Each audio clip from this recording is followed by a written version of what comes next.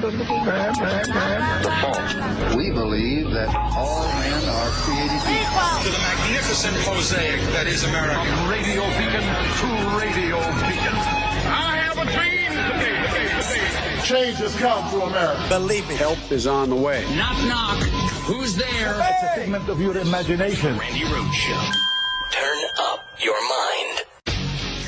Left-wing prosecutor Alvin Bragg in New York, it kind of looks like he cannot indict a ham sandwich. He's just unable to indict it. They've taken the month off.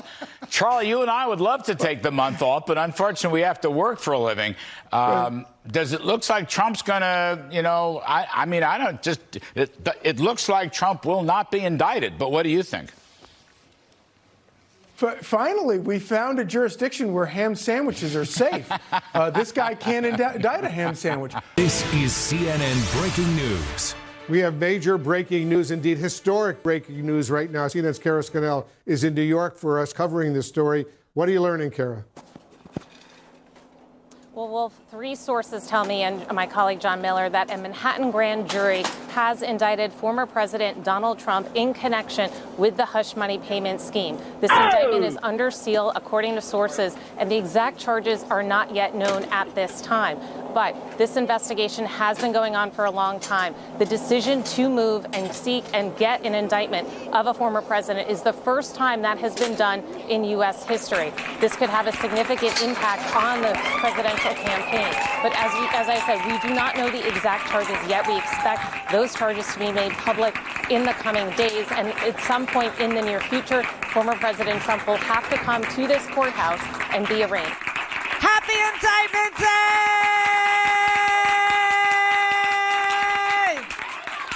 To those who celebrate.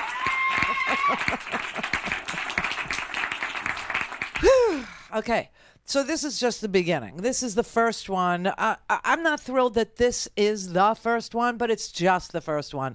So as everybody tells you, this is the first time that a past president has been indicted for a crime. This is the first. Richard Nixon was pardoned by Gerald Ford. So, there's that. But it's not the last time that a former president will be indicted for a crime. This is just the first time. The first time that Donald Trump has been indicted for crimes that Donald Trump committed. And the thing that's, delicious, the thing that's so yummy, the thing that's so good and good for you is that it is the Stormy Daniels porn star payment case, right? It's so, a porn star, it's so on brand. It's so Trump. It's so Donald J. It's so completely Trumpian, this particular case, right? E. Jean Carroll must be thrilled. Stormy Daniels, shout out to you, baby. I mean, this girl has become an American hero, okay?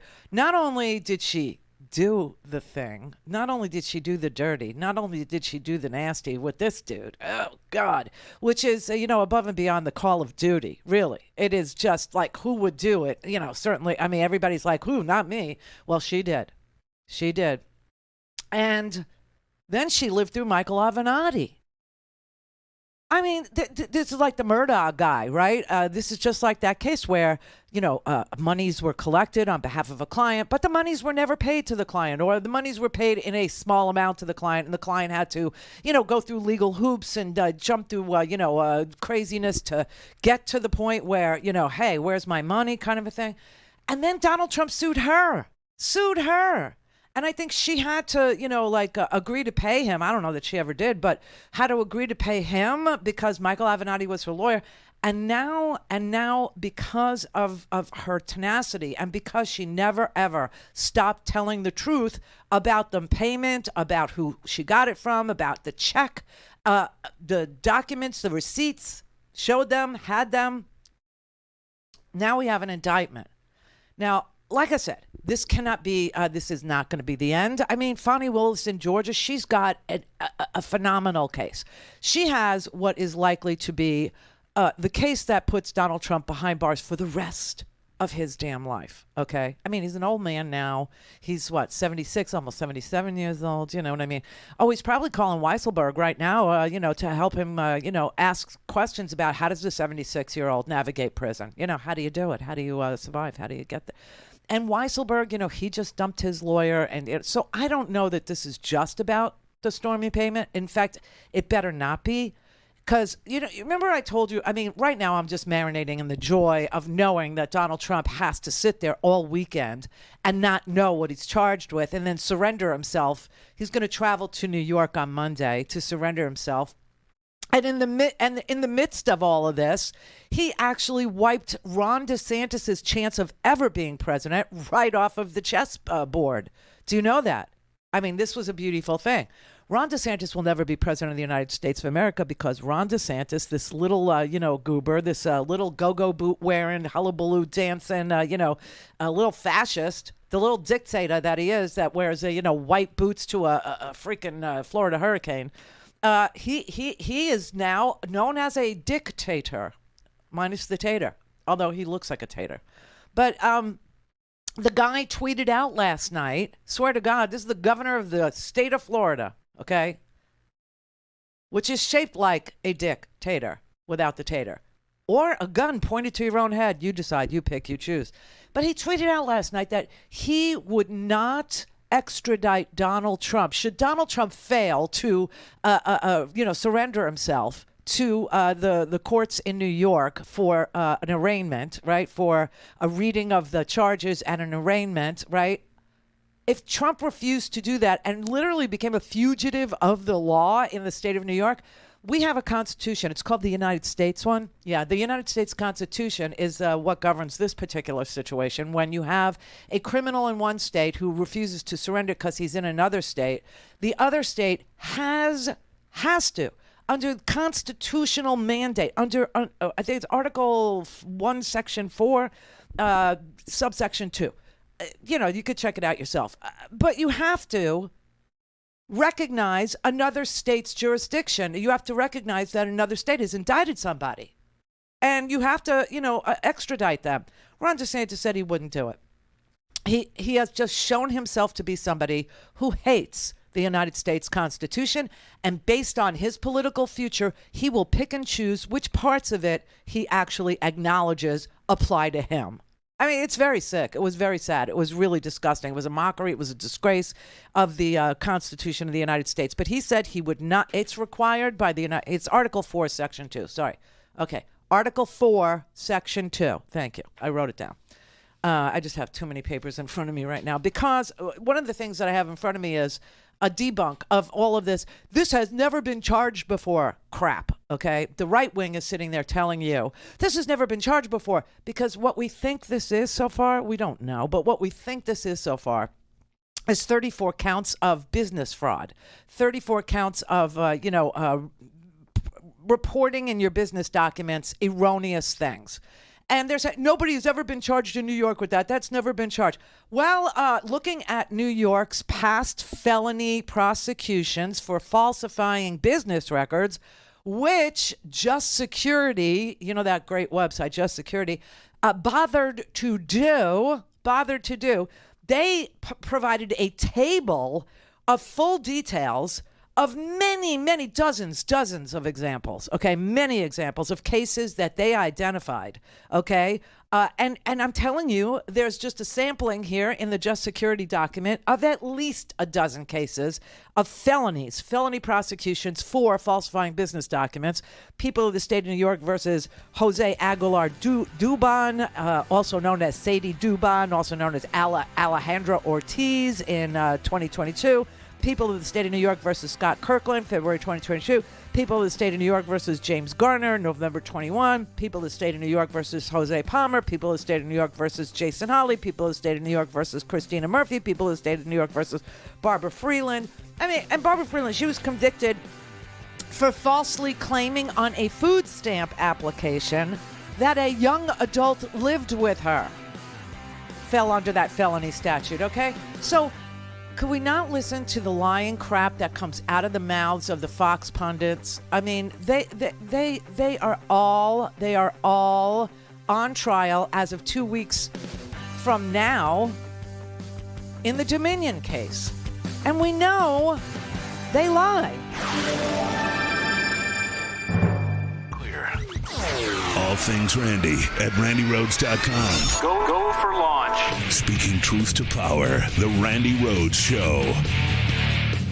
Democrats are branding Trump as a criminal. It's legally pathetic. It's clickbait. It is an unbelievable abuse of justice. Pure balderdash. My heart is broken. I had some tears in my eyes. Looking a little emotional. I feel the same way. If there's a mugshot of Donald Trump, it'll be in dorm rooms and on T-shirts. He is an OG. Even if convicted, that's not going to stop him. Donald Trump could run in part on saying, I'm going to pardon myself and go after the deep state. It's not open for debate that we live in a police state. It's like Stalin's purges. We're crossing the Rubicon here. This is a political Rubicon that has been crossed. They have crossed the Rubicon. Basically, it's one party hunting another. It almost feels like they're pushing the population to react. It is a war on conservatism and MAGA. They want you to strike out. People better be careful, and that's all I'll say about that. Cry more. Cry more, Fox News. You know, this is 2 weeks ahead of the Dominion case getting actually started in earnest because not today and not next week, but I think it's April 14th. They start jury selection in the Dominion case. And obviously, they've been lying to their audience for a long time with the big lie, trying to incite violence, trying to create, some sort of an insurrection, which they were successful at doing, trying to get people to show up and to defecate in the House of Representatives to say, hey, if the cops are standing in the way of me righting the wrong that I feel the election, did, then I don't care about law and order. I don't care about the police anymore. I will beat the police with a, we back the blue flag. So they're in deep crap over there, too. I don't know what's going to happen. I don't have any idea, like, if Fox will be able to continue being a news network or if it will just say, okay, now we're a lifestyle network, and we do lifestyles of the rich and the Trumps. I don't know. And start interviewing Donald Trump from prison, a la, what was that movie? It was one of the greatest movies ever. It wasn't True Romance. It was another Quentin Tarantino movie. Oh, Natural Born Killers. Yeah, it was Natural Born Killers at the end. Where there was a big prison break, right, for Mickey and Mallory. And the reporter, was in there filming it. Honestly, I don't know what's going to happen, but I will tell you that this particular case, if this is only about, and this is crazy, but if this is only about Donald Trump writing down fake, false things in business records about a $130,000 payment to Stormy Daniels using Michael Cohen and funneling it through a law firm, okay, and then lying about it and jotting it down on his business, forms as being a retainer, which, obviously is a false representation of what that money was for. Nothing's going to happen. Nothing's going to come of it. And then we'll know that Alvin Bragg, the district attorney in New York, is a guy who's doing the old CYA thing, which is what I said, right? I've said this all throughout.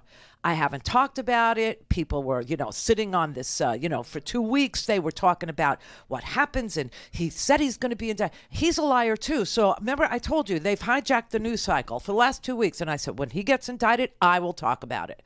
But when it's unsealed, I will really talk about it. Because right now, I don't know what he's going to be facing, and neither does he.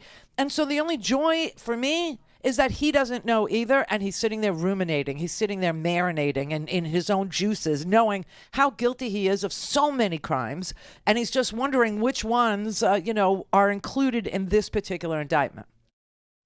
So I'm telling you right now that think of Donald Trump as Wile E. Coyote. Now that this thing is rolling along, now that this thing is becoming ripe, now that this thing has come to fruition, that this indictment, while it's bad news for Trump, the worst news for Trump is he knows and we know that this is just the first indictment and the others are going to be bigger and badder.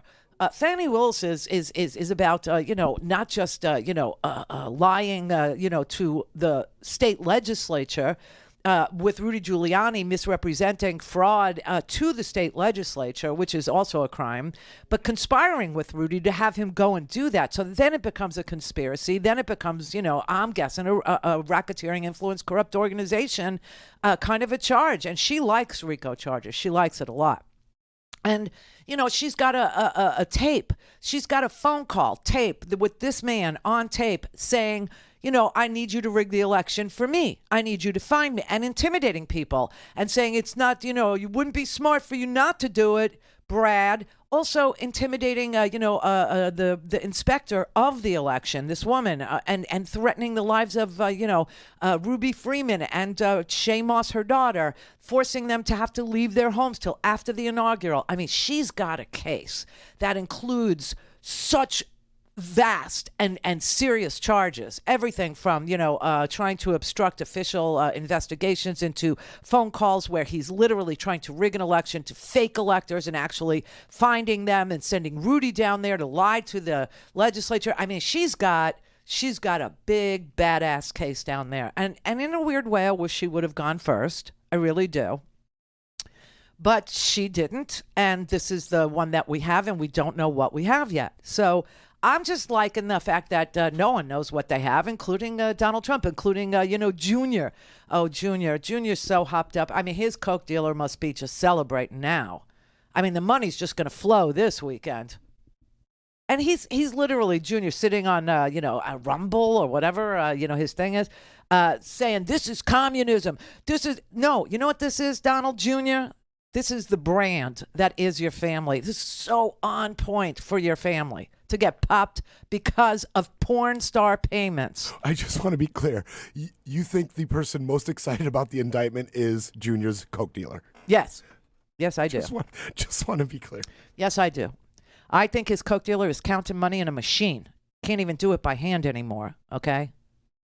Apparently, Soros-backed Manhattan District Attorney Alvin Bragg is actually indicting my father. So let's be clear, folks. This is on brand communist level shit. This is stuff that would make Mao, Stalin, Pol Pot, it would make them blush.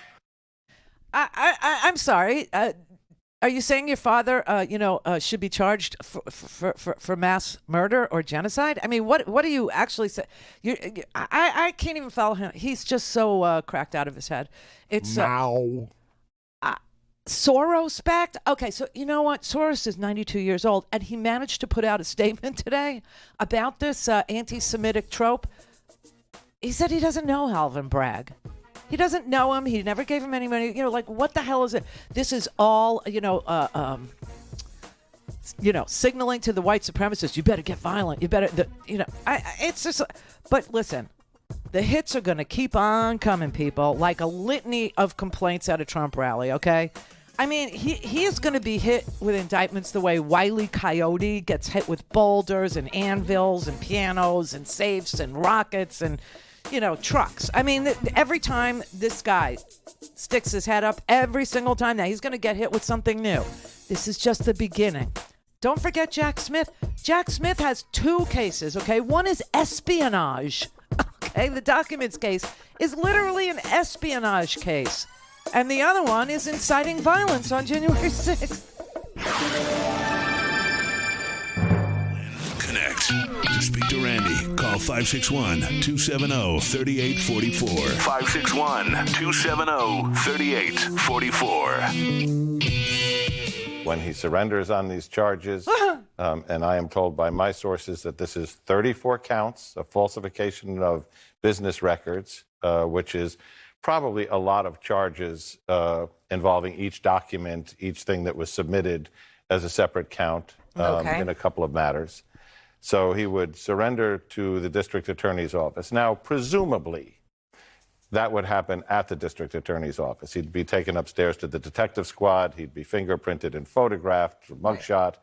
They would be given a conference room. Because remember, nothing is the same here. He's a defendant who is under guard by the United States Secret Service.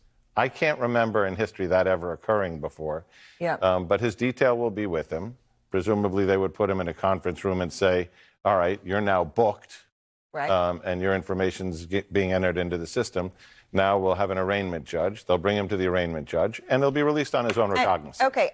So there he is, breaking another norm because he can't he can't color within the lines of the law. He always has to color outside the lines because he's an antsy child. He's just a big ass baby is what he is. And he thinks nothing applies to him. The norms don't apply to him. The laws don't apply to him. Rules of the road don't apply to him.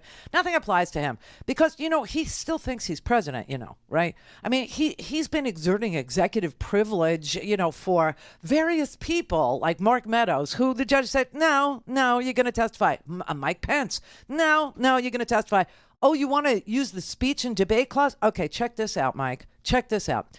Maybe for the few minutes that you presided over the Senate before you were rudely interrupted by people wanting to hang you, and yet you still lap up this guy's duty. Okay, you still lick his bunda, even though that guy sicked his people on you to kill, to hang you, to lynch you.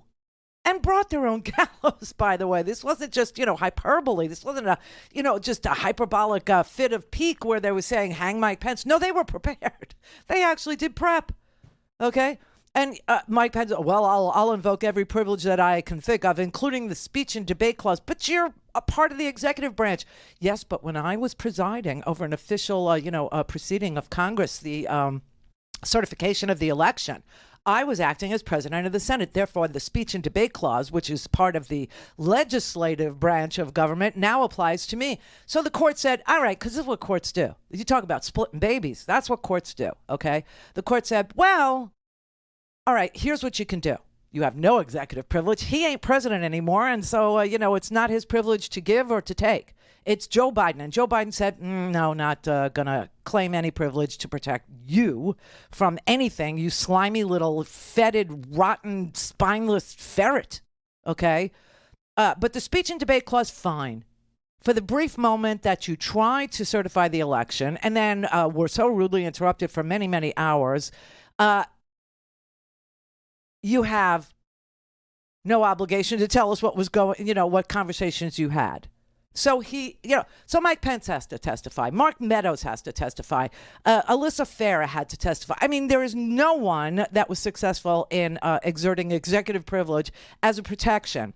The judge has pierced executive privilege for those who were previously able to exert executive privilege when Donald Trump was president. And now the judge says, hey, even your lawyer, Evan Corcoran, in the documents case, just so you can keep all these cases clear, Evan Corcoran was Donald Trump's attorney in the case of the missing documents, okay, the stolen documents, the hidden documents, the planted documents, the, hey, they're my documents case. And Evan Corcoran he couldn't even exert attorney-client privilege because the court ruled just what I've been telling you exists for, I don't know how many years, probably 4, 5, 6, 7, right? That there is something called the crime fraud exception. And that if you are telling your attorney that you want your attorney to aid and abet you in the commission of a crime or suborn perjury from somebody, any kind of criminal activity that you engage in with your attorney is no longer protected attorney-client privileged information. And the judge went even further and said, oh, by the way, Evan, not only do I believe that you two were, plotting and planning a crime, I want your work product, too. I want all your documents. And I hear that you taped your client. It's an epidemic with Donald Trump. Everybody freaking tapes him. Michael Cohen was taping him. Raffensperger in Georgia was taping him. Obviously, this guy, Evan Corcoran, was taping him because nobody trusts him as far as they can throw him because this man is literally genetically incapable of telling the truth. I don't know if he's inbred. I have no idea what went wrong in that family tree, but it did not branch. And they're all a bunch of lying sacks. And so the judge ordered the attorney-client privilege in Evan Corcoran's case to be pierced. Just in case you were wondering if I was following this. Yes, of course I was. It just wasn't, ripe. I didn't know what was going to happen. I still am waiting for the big case. I'm still waiting for the anvil. I'm still waiting for the piano. I'm still waiting for the big Wile E. Coyote moment, right? Because we haven't had it yet. But I also wanted to explain this to you. It can't just be, here's my thought. I know we have some lawyers in this audience. I'm not one of them. But here's my thought after researching legal issues around if this is simply lying or falsifying business records. So I told you, Just Security is a great place to go. It's justsecurity.org. Okay. It's not a commercial, endeavor. It's a not-for-profit. And Just Security put together a nice long list of cases that went forward that were felony charged cases for falsifying business documents in New York. Okay. And there are many of them. So do not believe when people tell you that's never been prosecuted before. It's a lie. And that's what Fox News does. It lies. And now we're about to get a trial all about that. But the other thing, the thing that nobody's really talking about, the thing that I haven't heard much talked about, but the thing that made me go and do some research was just what is the statute of limitations on falsifying business records? Because it doesn't sound to me like the big kahuna, okay? It doesn't sound to me like, that's what Alvin Bragg, unless he was doing a CYA, in which case we're going to find out real soon if he's a front-running phony or if he's the real thing. And I don't know the answer to that. But we'll find out on Tuesday at 2:15 when this indictment is unsealed. But if it is, let's just say, falsifying business documents, as John Miller is sort of trying to say his sources told him it was, and that the reason why there's so many counts is because he falsified so many documents that required reporting of the $130,000. And so they charged each document separately, and that's what's making 34 counts. So if he's correct about that, and that's all there is to this, the statute of limitations has run. The statute of limitations on the charge, which has been charged many times in New York, of falsifying business records. And people get charged for that for falsifying their food stamp applications, okay? People get charged for that for not reporting income that they actually received. Okay, so there's the gamut of it. The statute of limitations on that particular crime is 5 years. Well, everybody do the math. This all happened in 2016, as we all know, because it was done to protect him during the election. Well, it's now 2022. That's 6 years. That's 6.5 years. So it can't be that. This is the Randi Rhodes Show. To speak with Randi, dial 561-270-3844. That's 561-270-3844. We're talking history now. The indictment of Donald Trump marks the first time a former U.S. president has ever faced criminal charges. Right now, a live look outside the DA's office here in New York City. Also a live look at Trump's Mar-a-Lago estate in Florida. We can tell you there were no major protests at either location overnight. As for what happens next, the former president is expected to surrender and appear in court for an arraignment Tuesday afternoon. Once in custody, he will go through the standard booking process, including fingerprinting and a mugshot. Of course, a lot of folks are asking this morning, what does this mean for Trump's 2024 campaign? He is allowed to run while under indictment, and even if he's convicted of a crime. As for the timing of a possible trial, it would be months away, leading to the possibility of it actually unfolding in the middle of the presidential campaign. Oh, my God.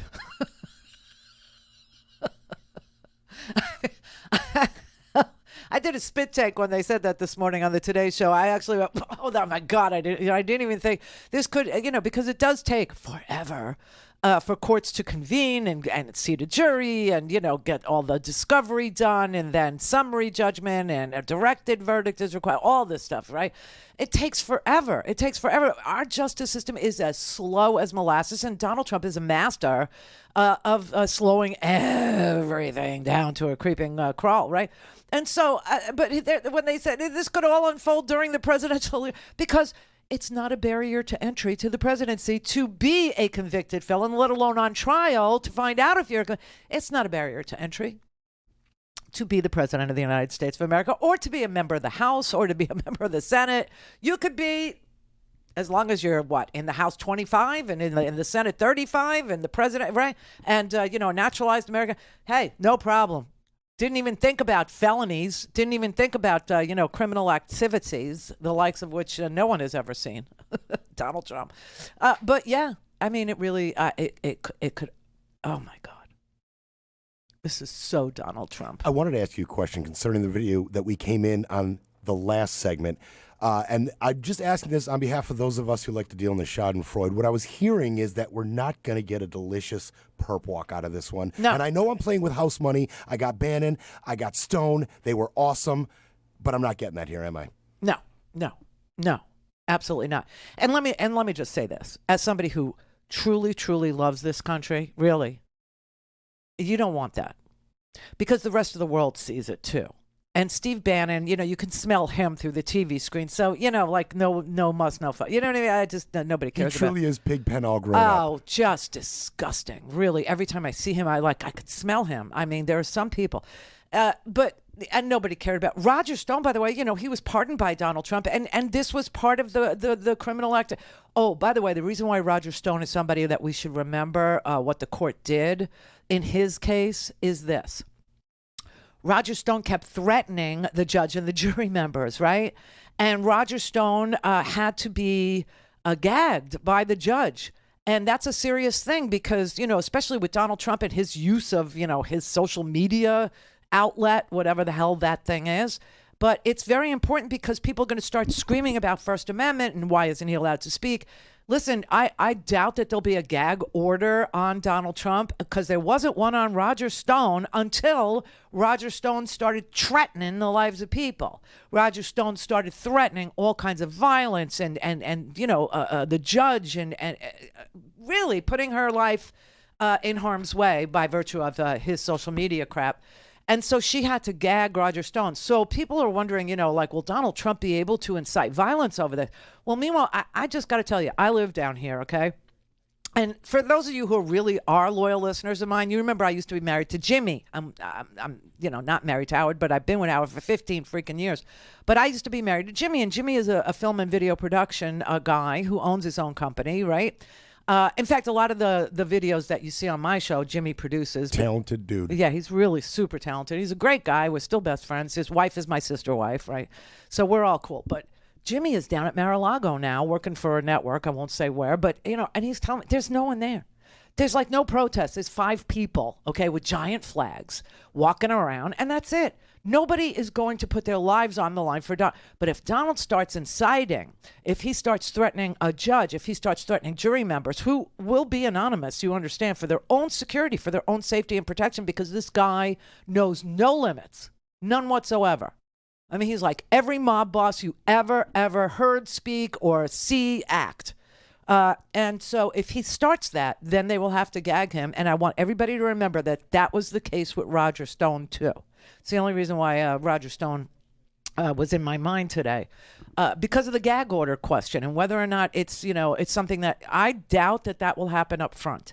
But if he starts, I mean, he's already started talking about destruction, death and destruction and destroying. I mean, his tweets are incendiary. There's no question about it. But if he starts literally targeting people, specific people, I think you'll see a gag. Or they will revoke his bond that he's about to be released on, his own recognizance, on Tuesday, okay? And they will call him back in, and he will end up sitting in Rikers with Weisselberg, who probably is going to counsel him. Hey, listen, they like you better when you flip. What? Yeah, I found out that they liked me better when I flipped. You flipped on me? I hope the security's better than Epstein's. Oh, God. Oh. I don't want to go there, but I just went there. I know. No, you cannot make a martyr of this orange monster. I don't want to, but think about the multitude of people that would not want him flipping. I'm enjoying my weekend. I'm going to enjoy it. I take it back. I am going to marinate in the lovely feeling that Trump does not know what's in this indictment and that he's learning everything that he knows from Erin Burnett. Does Trump know all the counts? Has he seen it? Apparently has not seen it yet, and he might see it at the arraignment. Right, so he's not sitting here knowing. So he's hearing you, and now he's learning from your reporting that there's 34 counts of falsification of business documents. Do you understand that there are more or possibly more different charges, or is that, as you understand, the totality of it? I believe that is the grand jury's work in this case. Now, they could add additional charges later as other information comes up with a superseding indictment, but let's go on the premise that 34 counts of anything is a pretty complete and thorough look at something. Yes. So let's start off with that. Okay, so he's learning from CNN, which he says sucks, that there's 34 counts.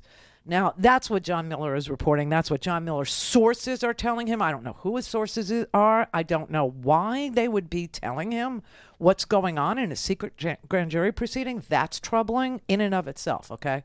But there are... Well, I'll just let the caller, do it because I know what he's going to say. And you're right, John in Maryland. Go ahead. Hey, Randy. Hey, John.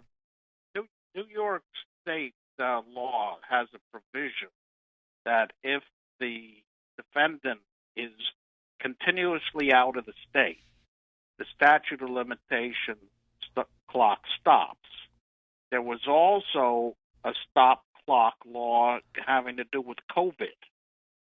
So if you put either one of those in play, the statute hasn't run yet. Beautiful. Okay. Yes. And now that I knew about the statute has. I knew about the clock has stopped running. Well, it's called tolling. Are you a lawyer? Right. Yeah. I am. Yeah, I could tell. So I'm also a former Brooklynite. Are you? Yeah. That's great. Flatbush. Oh man, the best. Go Mets. Yeah, go Mets. But yeah, I know about it. And I need to caveat what I said, and so I knew that you were on the line, and I thought I'd let you do it, and have your day at Right. Explaining the law again. But yes, you're right, John. You're right. So he left New York in 2019.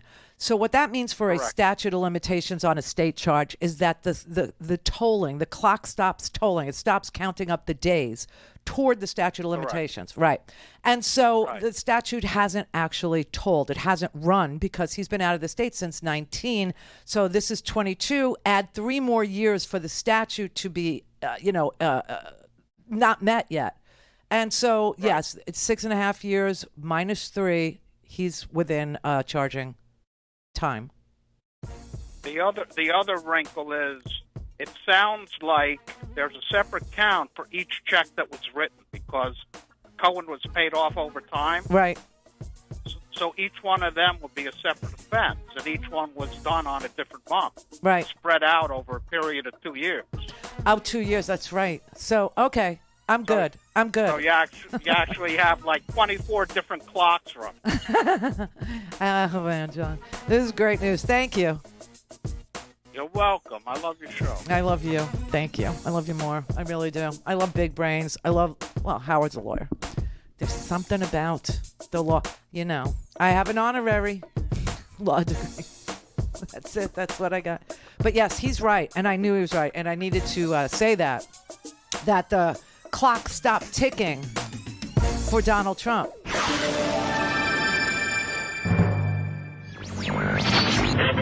Mary had a little lamb. The fault. We believe that all men are created equal. To the magnificent mosaic that is America. From radio beacon to radio beacon. I have a dream today. Change has come to America. Believe me. Help is on the way. Knock, knock. Who's there? It's a figment of your imagination. Randi Rhodes Show. Turn up your mind.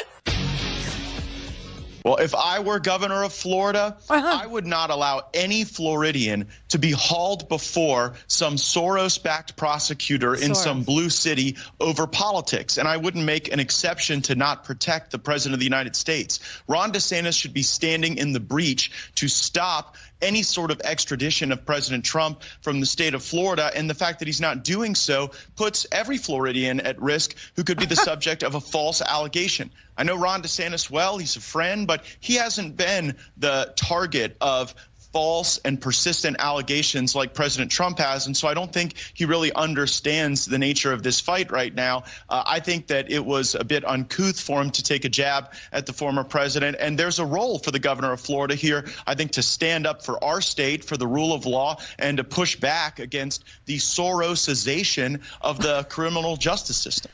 This is such a code, okay? This is white supremacist code by referring to a 92-year-old Hungarian-born billionaire as being the reason why a grand jury that met for months and months, indicted Donald J. Trump based on the evidence presented to them. So, that's Matt Gaetz, signaling to you what he wants to do with his life. He wants to be the governor of Florida, just so you know. And that Ron DeSantis really needs to violate the United States Constitution and not extradite Donald Trump when he's been indicted by a district attorney through a grand jury proceeding, and a judge is asking him to surrender himself for an arraignment on Tuesday at 2:15 in the afternoon. His thing is, well, I don't think that, Donald Trump ought to report to some blue state city.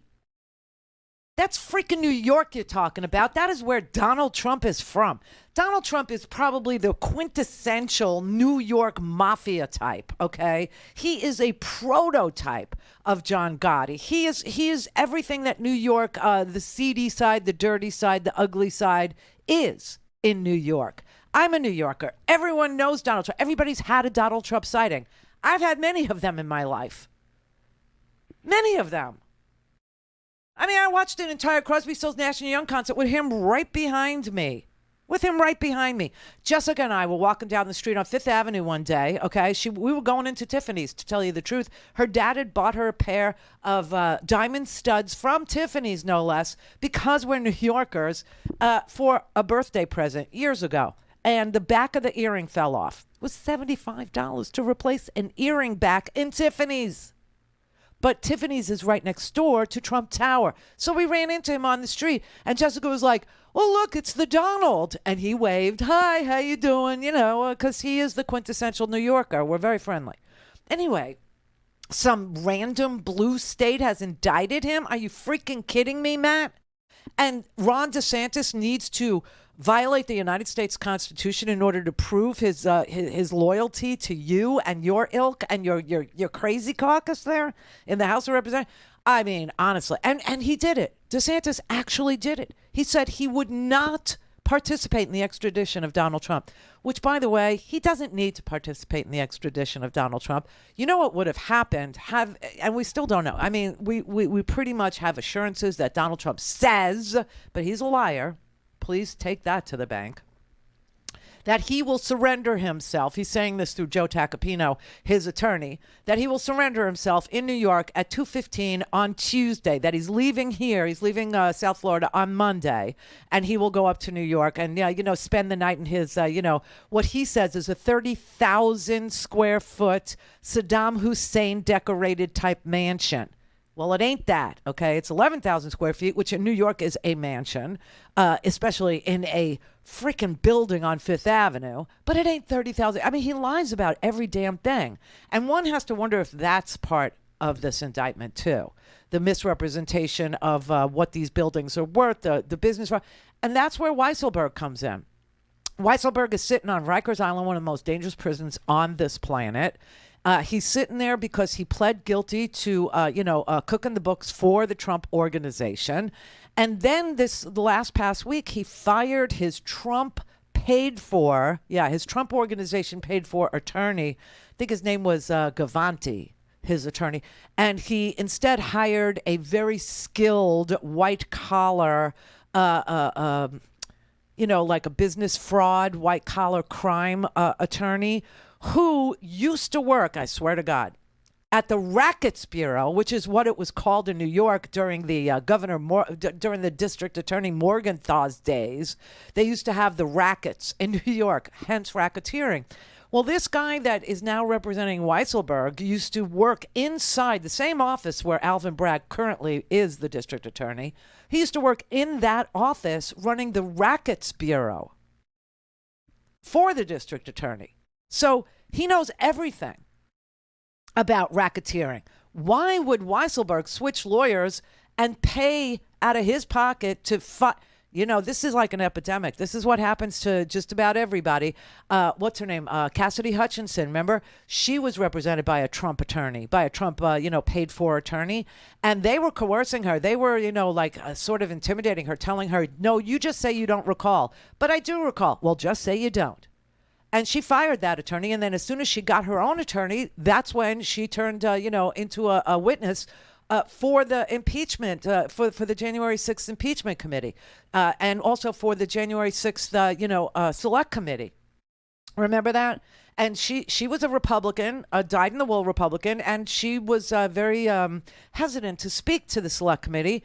But thanks to the careful and loving touch of, I can't believe I'm saying this, Liz Cheney, she trusted Liz Cheney enough to say what was going on with her and that the Trump attorney was actually telling her to tell falsehoods. The Trump attorney was telling her not to say that she remembered things that she clearly remembered. And that was one of the most valuable witnesses we had at the January 6th Select Committee. And it's happening again with Weisselberg. It's happening again.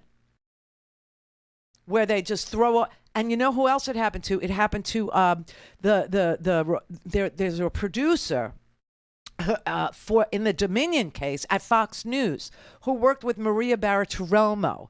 And Fox News was paying a lawyer, a Fox News employed lawyer, to help her navigate her way through being subpoenaed to give a deposition. And she's telling the same damn story. She's saying the Fox News lawyers were coercing me. They were, shaking me down. They were telling me to say things that, I didn't remember, that I clearly did remember. And then she said it became clear to her that they were trying to set her up and make her the fall guy in this Dominion lawsuit, one of the biggest defamation cases in the history of the United States. They were going to make her the fall guy. And Maria Bartiromo, they were going to make them, take the blame for all of this. So what? All of a sudden, they made Lou Dobbs lie too?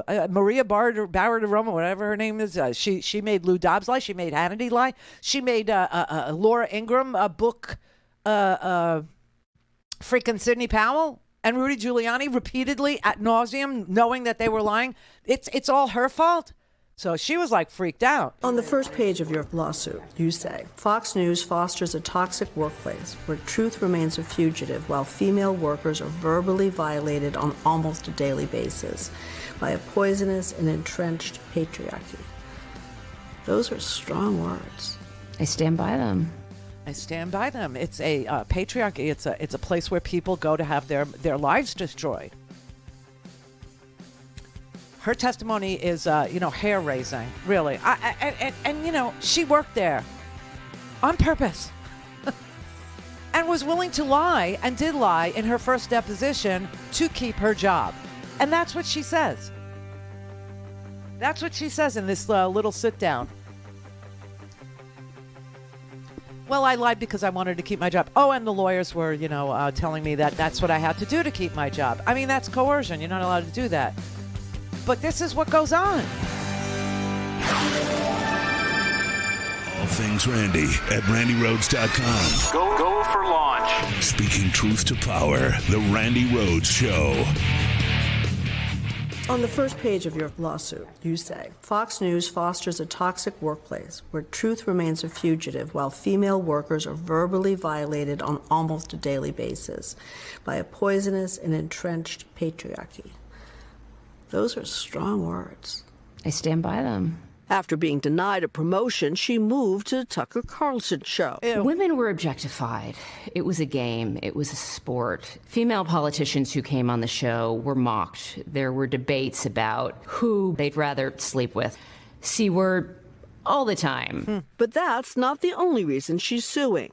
She says Fox lawyers have tried to turn her and Bartiromo into sacrificial female lambs to protect high-ranking men at the network from Dominion Voting System's $1.6 billion lawsuit. Dominion alleges Fox knew or should have known it was airing false claims about Dominion rigging the 2020 election. There has been a massive and coordinated effort to steal this election. Those claims were made on 5 Fox shows by President Trump's lawyers Rudy Giuliani and Sidney Powell, including Bartiromo's. Grossberg says she and Bartiromo believe they were just doing what the network wanted. What were you told about fact-checking Sidney Powell and Rudy Giuliani? There will be no fact-checking. Oh, I received a text message from my boss saying, you can let Maria know there will be no fact-checking today. She can do what she wants. Go wild. There are producers who would say, I would walk out the door. I wouldn't put something on the air that I couldn't stand up factually. I wish that I had the power to do that. I wanted to keep my job. you're spineless is what and I always wondered about the producers, because obviously producers are essential. They're key to you getting your stuff together, and especially on these news shows like that where everything has to be loaded into a teleprompter. Therefore, it has to be a script. Okay, we don't do that here. Everything is it's scatological. It's fly by the seat of my pants is what it is. But the videos have to be produced, etc. Producers are key. They are essential. And I always wondered, like, if the Fox producers who work for Tucker or who work for Hannity or who work for Maria Bartiromo. I remember, I used to. This is crazy, but I used to do Lou Dobbs' show every Tuesday. Every single Tuesday when he worked at CNN before he, really got subversive and went to Fox Business, which was, the basement. It was the bargain basement of, bargain basement stores. But when he was on CNN, and the reason why he got fired on CNN, he would lie too. And I used to tell my audience, I would come back on Wednesday when I was at Air America. I used to say, I did Lou Dobbs' show last night, and they will only tape it now. They will only tape it, and then they edit out things that are inconvenient to Lou Dobbs' argument. They edited my stuff. They edited so many things so that Lou Dobbs could appear to be right or win arguments that he actually resoundingly lost. And I stopped going. I just stopped going. I just, the publicity that I got from being on CNN, it just wasn't worth it. And nobody was fact checking him. Nobody. And it really got, and finally they fired him and he went over to Fox Business. But honestly, I always wondered about his producers because they would let this happen, and it's supposed to be like an extra layer. And then you're supposed to have ombudsmen or fact checkers that are part of standards and practices. Believe it or not, there are still some that actually apply journalistic standards and practices to their networks. ABC does, NBC does, CBS does.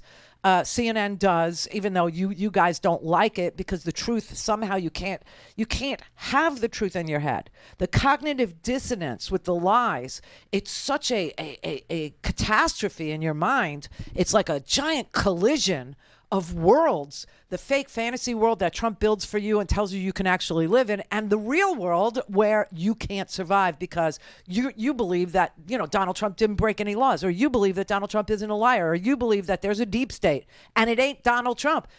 Donald Trump is a deep state. He is literally a person that tried to burrow into our government, put his henchmen in key positions like Bill Barr. And see, this is what I worry about with this particular indictment, the Bill Barr strategy. And like I said, I won't know and you won't know. We won't be able to share in our joy or in our depression together until and unless we know what's in this indictment. Okay. But the Bill Barr theory of PR ahead of a bad legal theory, a legal indictment, is to get 3 weeks in front of it and to start saying that it exonerated you, to start saying that it says exactly the opposite of what it says, like the Mueller report, okay? Bill Barr, 3 weeks ahead, he embargoed the Mueller report. We couldn't see it. And Bill Barr got ahead of the Mueller report and said, see, there's nothing in there, nothing to see, move along, move along. Well, when the Mueller report actually came out, and it was 648 pages of a volume 1 and a volume 2, and volume 2 dealt with all of Donald Trump's lawbreaking, all of his 10 counts of obstruction, all of the things that he did to lie, all of the things that he did to impede the Mueller investigation, combined with volume 1 that had indictments of 36 people, 37 people, including 13 Russians who were interfering in our election, and the fact that the Russians hacked the DNC. And that's how WikiLeaks got those emails, and that Roger Stone was coordinating the release of those emails. Every time an inconvenient truth would come across, like the Access Hollywood video, which is the first thing we ever learned about Trump's perviness and Trump's, I'm so above it I can grab women by the P word. You could do whatever you want when you're a star, right?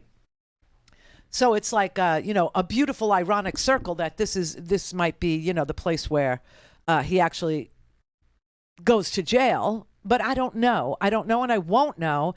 Because I don't know if Alvin Bragg did the job thoroughly and sufficiently enough, or if he's doing the Bill Barr for Donald Trump this time, getting ahead of really bad stuff that's going to come with Fannie Willis's grand jury, with, Jack Smith and an espionage, case with the documents, or Jack Smith with an insurrection to violence on the January 6th case.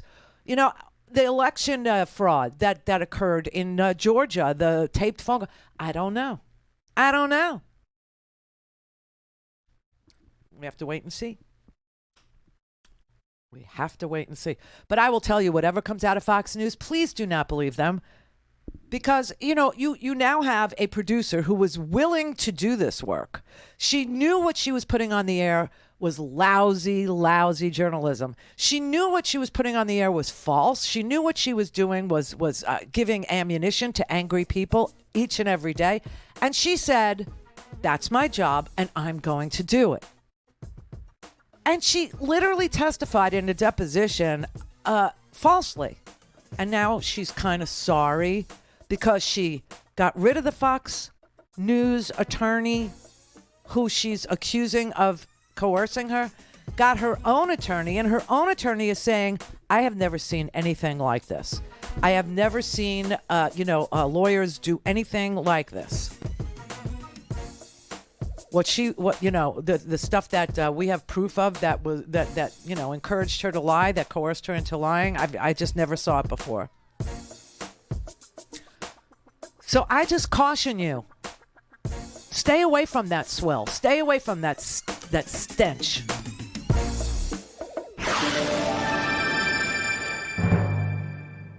Call in, connect. To speak to Randi, call 561-270-3844. 561-270-3844. In the course of a couple of weeks after the election, Sidney Powell and Rudy Giuliani appeared 4 times on the show that you were producing. Do you think that any of what they said added to what eventually happened on January 6th? It took me a long time to connect those dots.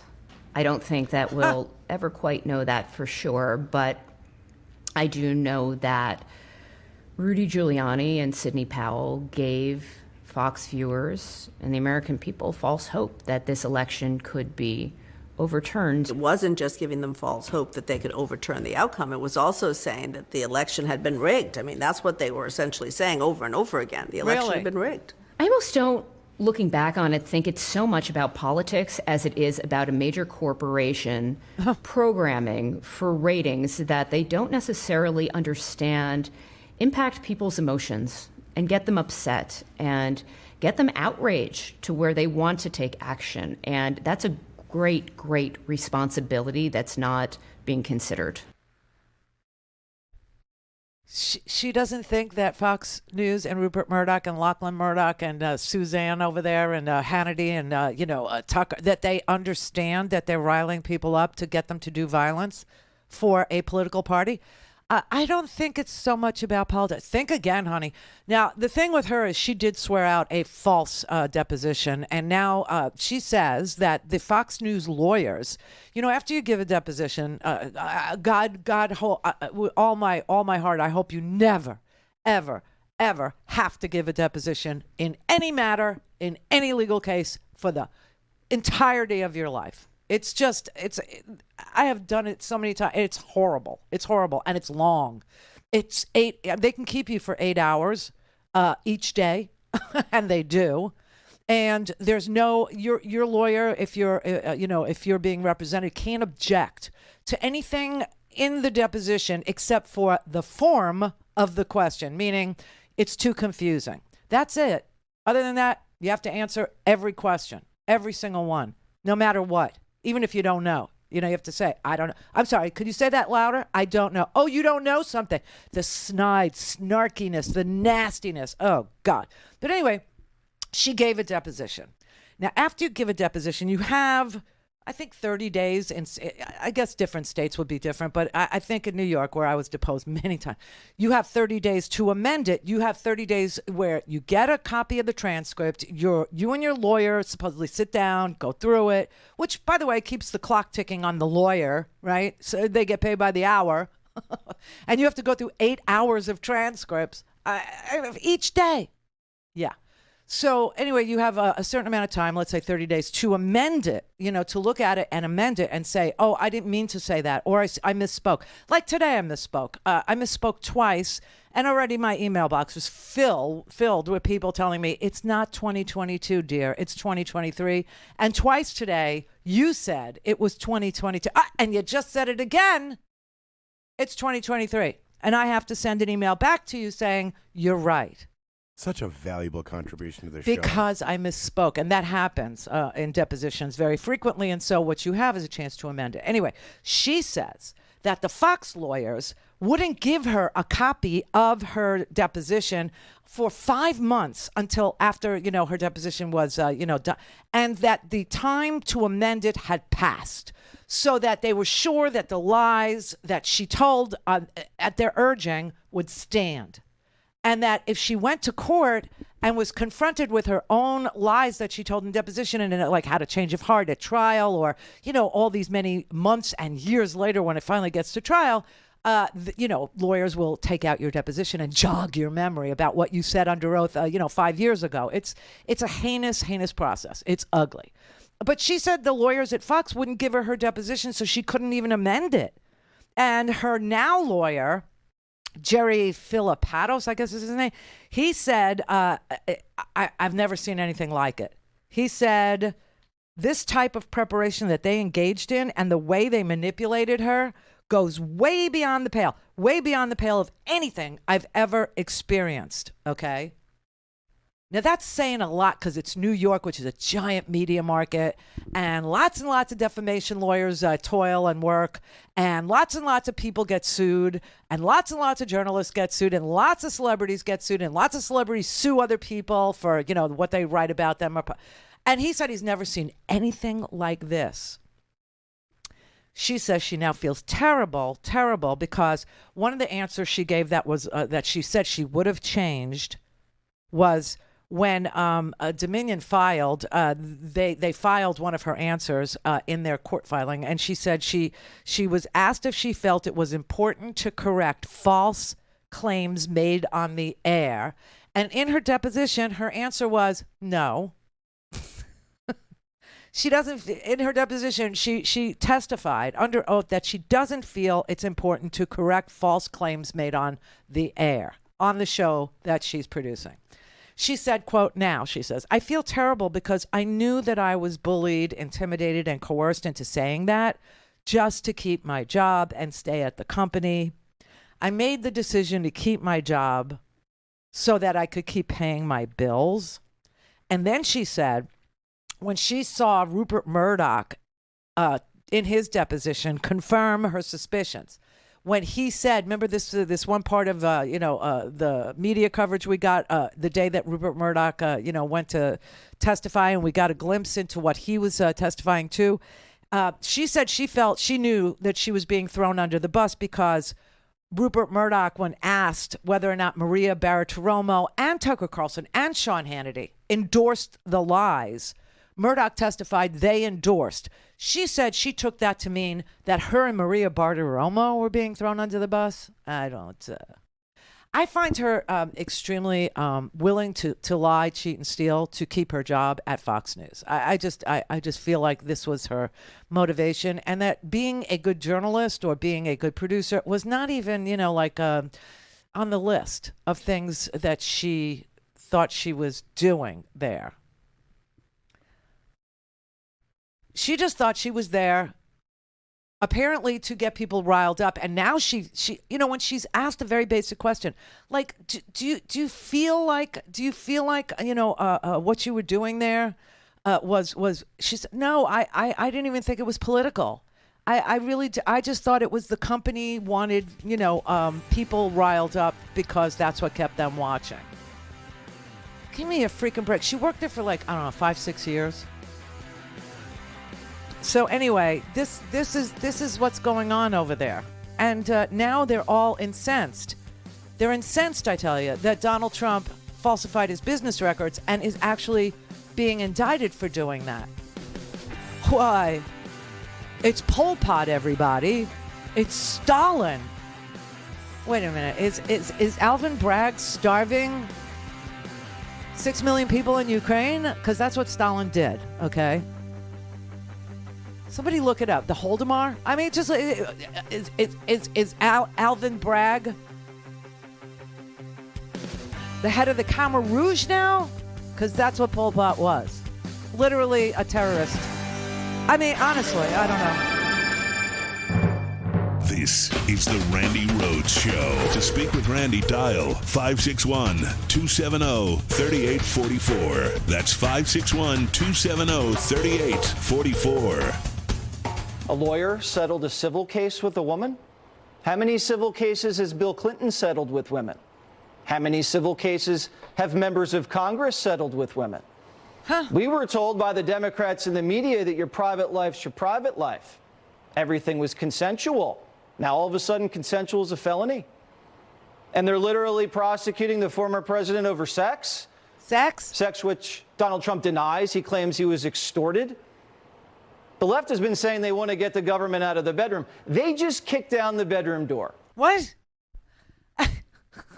See you next Tuesday, Jesse. That's all I got to say to you. See you next Tuesday. This is not about sex. This is not about sex. This is about falsifying business records. This is about not paying taxes. This is about lying. This is about obstructing. This is about maybe campaign finance violation. I have no idea.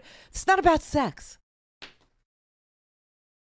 This is a kid who worked for one of the biggest sexual harassers in the history of television, okay, Bill O'Reilly, who literally came out of pocket for $25 million for just one instance where he was found to have been a harasser. And we know that Bill O'Reilly had been doing this for years, 25 years or more, over at that news network, okay?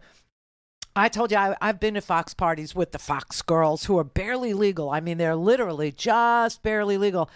Maybe 18 years old, in body makeup, full body makeup, wearing, booty shorts and little crop tops and, 8 pounds of, Mac Studio Fix. You know what I mean? Like made up to the hilt. And they walk around serving drinks and feeding you hors d'oeuvres while the guys gawk at them. I really, and Jesse Waters was Bill O'Reilly's producer, and he knows what goes on. And he's saying that this particular thing has to do with sex. Your entire career has to do with harassment and sexual unwanted harassment. I mean, the nerve of them to sit there and just, play like sweet little country mice. Oh, this is about sex. Oh, I'm shocked and I'm appalled. They broke down his bedroom door. Are you freaking kidding me? This is about catch and kill. I promise you, Karen McDougal is part of this too. And we know that because David Pecker, what a name, actually went and testified in front of the grand jury as like the last witness, that was called, before they asked for a vote. And David Pecker was the person who Donald Trump was conspiring with to get Karen McDougal, who was in love with Donald Trump. I mean, she was crazy about him. Some women have no taste, really. If it wasn't for bad taste, they'd have none. She was in love with Donald Trump. And they had an affair. And she thought that, that she was giving the National Enquirer an interview because they were going to do a health and lifestyle. They were going to give her a column where she was going to write about, her health and lifestyle, tips like, Gwyneth Paltrow. She thought she was Gwyneth Paltrow. Who is the epitome of white privilege? I mean, she just won that case, by the way. I was just about to say, did you see Gwyneth got off? Yeah, I did. Well, she didn't get off. I mean, she countersued him for $1, and they found for her. Okay. Yep. But I mean, just listening to her testify and say things like, so I eat lunch. It's usually a bowl of soup, bone broth. Bone broth is not soup. Okay. It's broth. Okay, bone broth is an additive that you use to make sauce. Okay, it's something you throw into the slow cooker. I mean, I just anyway. So they're just she's thinking that they're going to have her over at the National Enquirer and pay her to do a lifestyle sort of and now they were paying her to get her to tell her story and then kill it so that it would never come out before the election. That she had this long-term affair while Melania was Mrs. Trump.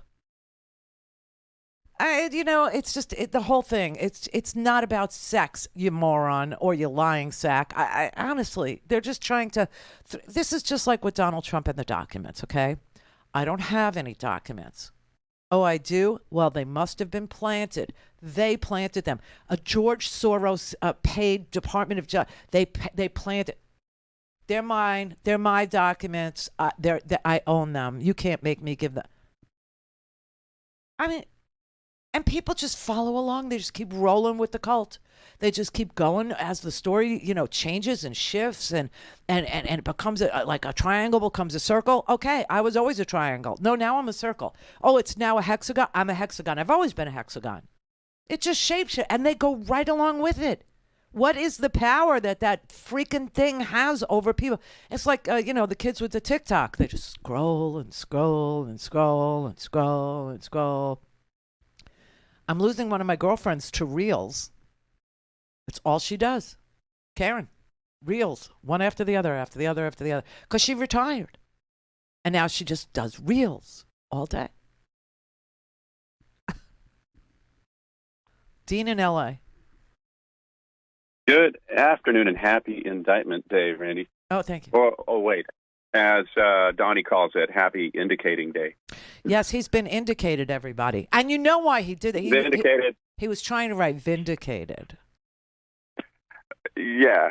Right. But indicting, indicating, vindicate. Could he be Vindictment Day then? By the way, to get to my point, just as you were saying, what I find really frustrating, I flipped around a few stations, and I'll go to Fox News. I see it's complete, bat crap crazy. But the commonality to every station I went to was the catchphrase "politically motivated," and I'm like, my instant response is, "Hey, this began in 2016." And the trial for Cullen, he was in 2018 was when he was first, pled guilty to that he was helping to launder that money. So guess who was president at the time? Trump. And who was the AG? Bill Barr. Brother David. Well, sister, yes. It's fraught yet festive. First domino, falsifying Fox in Free Fall Friday. What a week. I'll make it as quick as possible. On Monday, I needed to cry really badly, and as you know, I can't just naturally cry because if I cried at everything that makes me feel like crying, my eyes would liquefact. Oh. So I rewatched The Last Picture Show, which always makes me cry. Then 2 days after that, to get more grounded, I rewatched and rewatched Mass, the movie from 2 years ago about the two sets of parents meeting after a school shooting. And then on Wednesday, I watched that great prophetic film of our time, Network. And then last night, after my New York Times feed dropped this, and I posted it to Crackbook with the header, "Sometimes there's God so quickly," I thought of you and I watched The American President. Oh, I love that movie. Me too. This is just the first domino. I know. I know. People just don't understand that this is just the beginning. It's just starting now. I mean, and this is the least important to our ability to self-govern. Kind of, sorta. Yeah, no, this is the least important. It is just as, crime is crime, and he's been criming for, his whole life. But honestly, this, in the grand scheme of things, this one matters least to me. Yeah, the rigging of an election or the stealing of national security documents or inciting the public to violence on the Capitol. Exactly. Those are much more important cases that are pending, right? But at least it's a start to make him uncomfortable that the long arm of the law applies to him too. Exactly. And it did give us my favorite meme so far, which is Snoopy on his doghouse with his typewriter typing, "It was a dark and stormy night." And then the second panel says, "And so America was saved by a porn star." The end. Well, here's the thing. Yes, okay, this mugshot of his. They better seal this. They better keep this because truly that will be the next Randi Rhodes coffee cup. That will be the next T-shirt. That will be Such the bling. next. Oh, everybody's going to do it. Everybody, pro-Trump people will have it, and they'll use it as some sort of a rallying cry. And the people who are pro-law and order, like you and me, we will have it. So I mean, it might be the most unifying photo in the history of photos. Do you know? I think it might be more important a photo than the naked picture of John and Yoko. Oh, but there you go, and that's saying something. That's saying a lot. Gorgeous girdles for everyone and orange jumpsuits for some. Thank you, David. Love you. Love you always. Mwah. Have a good weekend, everybody. And just know he's marinating and stewing. He doesn't know either. So Donald Trump does not know what the charges are, and he will not know until next Tuesday. So in the immutable words of Michael Cohen, see you next Tuesday. Oh, wait, I said that.